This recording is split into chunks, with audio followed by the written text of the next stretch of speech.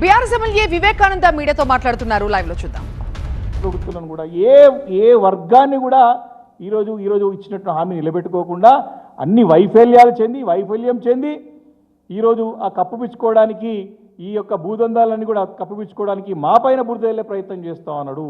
ఎక్కడ పోయినా సరే కేసీఆర్ గారు నామస్మరణ లేని ఆయన నిద్ర పడుతోలేదో అసలు మా పార్టీ నాయకులు కంటే ఈయన ఎక్కువ మాట్లాడుతుంటారు కేసీఆర్ గారి గురించి, కేటీఆర్ గారి గురించి, హరీష్ రావు గారి గురించి.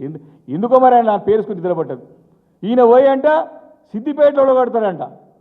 సిద్దిపేటలో అంటే ఏమడు హైదరాబాద్ నగరానికి ఫ్యూచర్ లేదనుకుంటూ నువ్వు ఫ్యూచర్ సిటీ చెప్తున్నావు, హైదరాబాద్ పట్టించుకోరా నాయన అని చెప్పేసి మా నాయకులు పదే ప్రాధాయపడతా ఉంటే ప్రజలు ఇబ్బంది పడతారని పట్టించుకోమంటే ఈ నగరాన్ని విస్మరించేసి నువ్వు ఫోర్త్ సిటీ పెడుతున్నావు.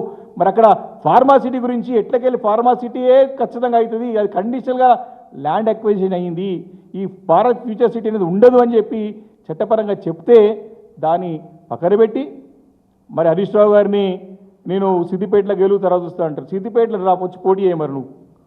హరీష్ రావు గారి దగ్గర పోటీ చేస్తే పోచమ్మ గుడి ముంగట పొటేలు కట్టినట్టే భలేతో ఖచ్చితంగా.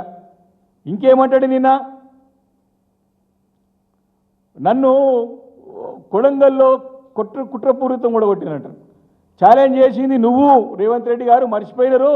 ప్రెస్ మీట్ పెట్టి నేను కొడంగల్లో ఓడిపోతే రాజకీయంగా సన్యాసం తీసుకుంటా అన్న మాట నిజమా కాదా?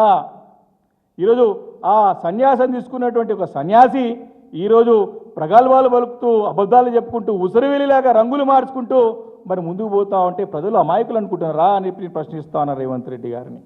మరి వారు చెప్పాలి, మీకు సమాధానం చెప్పాలి. ఈరోజు వచ్చి ఏదో పెద్ద మాటలు మాట్లాడుతూ మేము అడిగే ప్రశ్నలకి సమాధానం చెప్పండి. మా పార్టీ తరఫున మిమ్మల్ని ప్రశ్నిస్తారా, మీరు చేసేటటువంటి అక్రమాలు, అన్యాయాలు, మీరు చేసేటువంటి మరి యొక్క అవినీతి, మీరు చేసే స్కామ్లని ప్రతి ఒక్కటి కూడా అంశాల వారీగా మిమ్మల్ని ప్రశ్నిస్తూ ఉంటే సమానం లేదు. రైతుల విషయం